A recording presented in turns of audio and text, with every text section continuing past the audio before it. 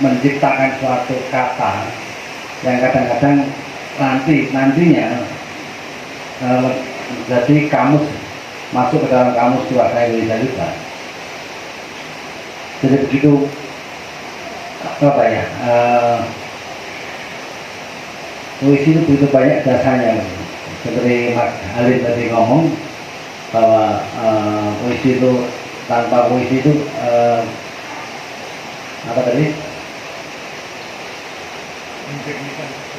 Nah, menjernihkan kekeruhan itu. Dari zaman dulu, sejak zamannya semisal Shakespeare sampai Thomas Eliot, sampai dengan begitu banyak penyair-penyair besar, puisi memang terus mengisi kehidupan kita dengan begitu sublim. Dan itu bagi saya itu adalah memberikan suatu kesadaran, karena problematik kehidupan adalah begitu rupa kompleksnya itu. Kadang-kadang dari puisi kita dapat berpikir lebih panjang lagi. Seni di dalam adalah arbitra.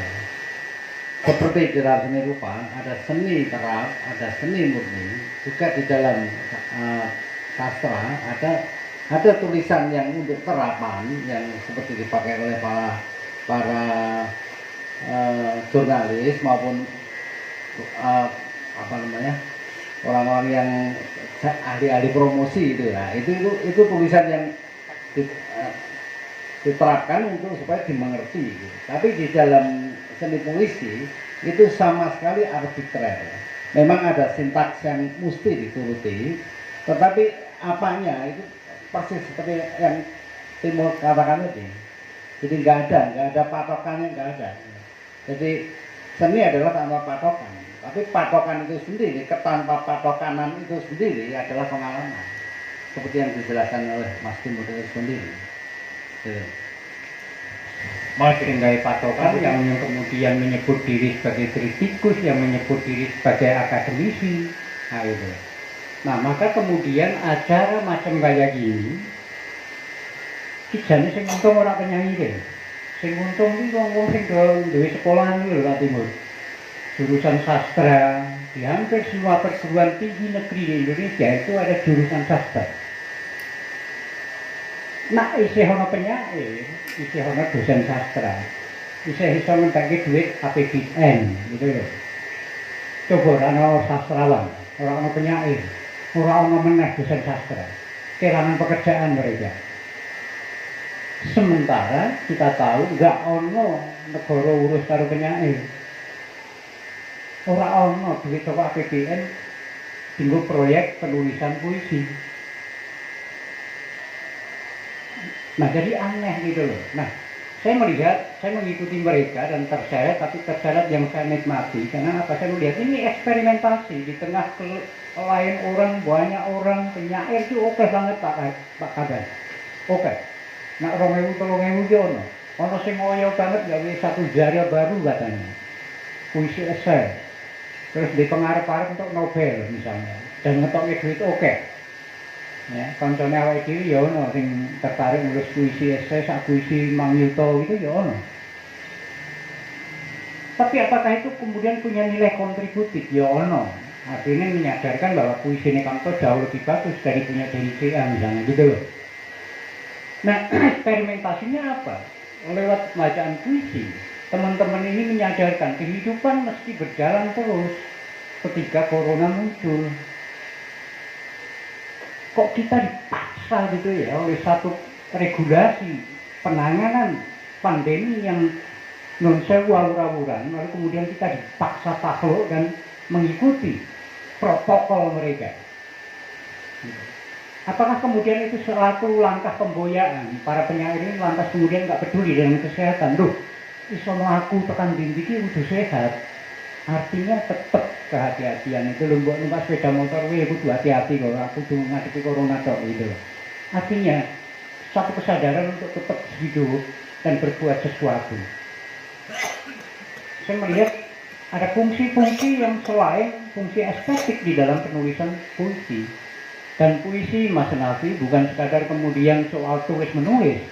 Dari titik menjadi kata, kata menjadi kalimat, kalimat menjadi bait. Saya justru menghindar jauh dari harapan-harapan semacam itu. Juga tidak pernah misalnya tertarik untuk berbicara mengenai puisi-puisi saya sendiri. Jadi artinya ketika itu bukan wilayah kreatif seorang kreator, tapi lebih merupakan wilayah kritisi,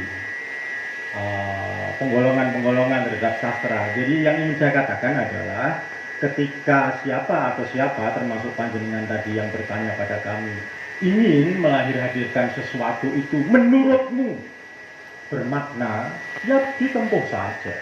Itu saya tidak punya kiat-kiat khusus gitu, tidak punya, karena menulis itu berproses. Menulis itu bagian dari pergaulan antara aku dengan saya yang kemudian didewasakan oleh pergaulan kami, pergaulanku dan saya dengan kalian. Pergaulan kami, pergaulanku dan saya dengan kalian, pergaulanku dan saya dengan mereka. Nah, dalam proses bergaul itu kita memasuki banyak asupan. Halim Hadi ini misalnya, Mas Agung Kompor itu misalnya, kemudian teman-teman yang ada di sini, apalagi Tanto misalnya, itu punya andil besar dalam dengan atau tanpa tanda petik ikut membentuk macam bagaimana saya saat ini menjadi sebagaimana yang sekarang ini, dan itu belum selesai. Lalu kapan selesai? Ketika kalian tiba-tiba berduka karena mendengar saya meninggal. Itu aja. Itu pun kalau berduka, itu pun kalau meninggal. Kalau mendengar gitu. Artinya apa?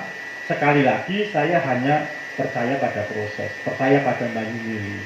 Saya tidak berpikir ketika menulis, enggak. Saya menulis, menuliskan. Berpikirnya sebelum menulis. Artinya ketika menulis segala sesuatunya sudah terpisah dari realitas yang ada di kesekitaran saya. Tetapi yang melingkupi saya adalah realitas keberpikiran saya. Nah, realitas keberpikiran ini, yang melingkupi ini, saya pikir setiap orang mengalaminya, hanya barangkali tidak, atau belum, atau terlambat menyadarinya. Jadi makin banyak panjenengan bertanya tentang aku harus bagaimana, makin banyak jawaban, panjenengan tidak akan pernah menjadi siapa-siapa dalam dunia kepenulisan. Catat itu.